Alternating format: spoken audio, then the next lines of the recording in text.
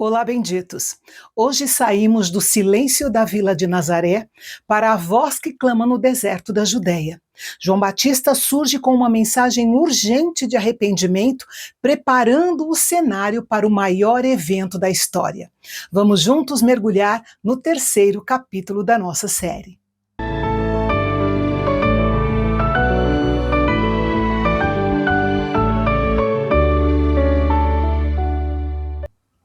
Se no capítulo 2, Lucas usou o imperador César Augusto para situar o nascimento de Jesus, aqui ele usa 7 autoridades políticas e religiosas para situar o início do ministério de João Batista.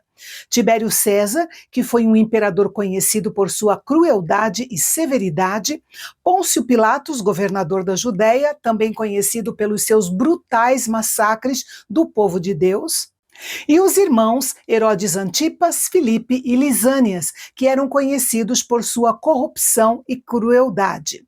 A realidade histórica desses governantes é indiscutível. Os arqueólogos descobriram evidências específicas e inegáveis de que esses homens realmente viveram e governaram nas épocas registradas na Bíblia. Lucas também listou os líderes religiosos da Judéia no período do ministério de Jesus. Caifás era o sumo sacerdote de fato, mas o seu sogro, Anás, patriarca da família, era a verdadeira influência entre a classe sacerdotal. A menção desses 2 sumos sacerdotes corruptos nos lembra que os líderes judeus estavam mais interessados em jogos de poder do que em servir a Deus. Lucas quer que saibamos que a salvação foi um fato que invadiu o tempo e o espaço. Enquanto o poder estava nos palácios e no templo, a palavra de Deus veio a João, o filho de Isabel e Zacarias, no deserto da Judéia. Isso nos ensina uma lição primária sobre liderança. Deus muitas vezes ignora os centros de poder humano para levantar vozes em lugares improváveis. João vivia no deserto desde a sua juventude, mas agora começava a cumprir de fato o seu chamado, ser um precursor do Messias. Ele surge pregando um batismo de arrependimento para perdão dos pecados, conforme profetizou Isaías. João não amacia o discurso, ele confronta a multidão, que em Mateus é identificada especificamente como fariseus e saduceus, chamando-os de raças de víboras. Ele usa essa metáfora porque percebe que muitos estão ali apenas por medo do castigo de Deus e não porque realmente querem mudar. Ele avisa que não adianta tentar fugir do julgamento divino sem que haja uma transformação verdadeira por dentro. O batismo nas águas não garante a salvação de ninguém por si só. O que Deus espera são frutos, ou seja, ações no dia a dia que provem arrependimento e mudança na forma de pensar e de agir. Naquela época, muitos judeus acreditavam que estavam salvos só por serem descendentes de Abraão, assim como hoje em dia muitos pensam que serão salvos por serem filhos de pastores ou de pais piedosos. João desconstrói essa confiança, afirmando que o pertencimento ao povo de Deus não é uma questão biológica ou de herança, mas da soberania divina e da resposta individual. Deus poderia criar novos herdeiros para Abraão, até mesmo de elementos inanimados, como as pedras. Note que João era um homem excêntrico. Qualquer homem que pregasse como ele pregava, vivesse no deserto, usasse roupas estranhas e se alimentasse de gafanhotos e mel silvestre, era simplesmente esquisito. Mas esse foi o homem que Deus escolheu para ser o precursor do seu filho Jesus. E para fechar, João usa uma imagem forte, a de um lenhador com o machado pronto para derrubar a árvore. Essa imagem indica que o julgamento não é uma possibilidade remota, mas um processo já iniciado. Ou seja, o tempo de decidir é agora. O julgamento não é algo distante. Quem não produz bons frutos, ou seja, não tem boas ações, atitudes corretas, nem um caráter limpo, será cortado e descartado. Não basta parecer religioso por fora, é preciso ser transformado por dentro. Um detalhe exclusivo de Lucas é a aplicação prática da ética do reino de Deus.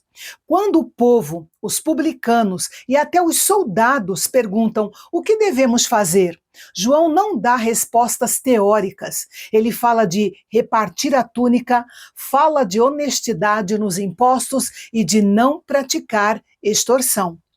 Com isso, Lucas nos mostra que o arrependimento que o Filho do Homem espera começa no bolso e na forma como tratamos o próximo.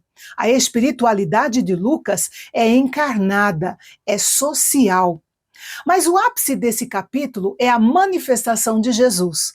João se declara como sendo apenas o precursor. Ele aponta para Jesus como aquele que batizará com o Espírito Santo e com fogo. Seria um batismo diferente. O derramamento do Espírito Santo foi prometido como parte da nova aliança. É a imersão, o transbordamento da presença do Espírito Santo em nossas vidas. Isso foi frequentemente experimentado quando os primeiros cristãos recebiam orações com a imposição de mãos, como está amplamente registrado no livro de Atos. Jesus também traria um fogo que destruiria, assim como o fogo queima a palha inútil. Ele separaria o verdadeiro do falso, o trigo do joio. E nos versículos 19 e 20 encontramos uma rápida menção sobre a tragédia vivida por João por causa de Herodes e Herodias, que nós já vimos em detalhes no Evangelho de Mateus. Houve uma resposta notável à pregação de João Batista, e muitos, arrependidos dos seus pecados, vieram ser batizados.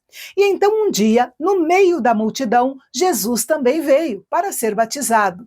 Ele não recebeu o batismo por ser um pecador que precisava se arrepender e ser purificado dos seus pecados.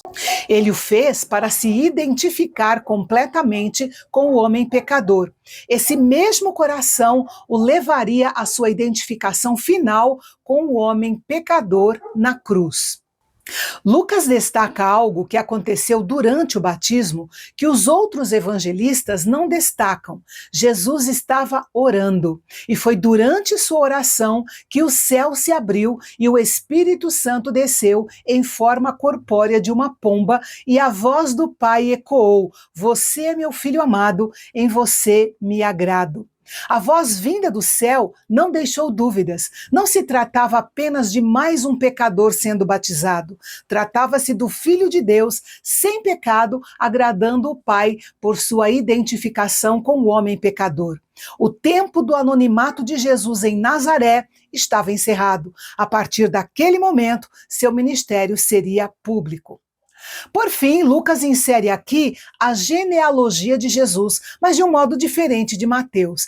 Mateus começa com Abraão para provar que Jesus era judeu, mas Lucas faz o caminho inverso e volta até Adão, filho de Deus. Por quê? Porque Lucas quer provar que Jesus é o representante de toda a raça humana, judeus e gentios. Ele é o novo Adão. Ele não pertence apenas a uma nação, mas sim a todas as nações. Se o capítulo 2 foi sobre crescer, o capítulo 3 é sobre aparecer.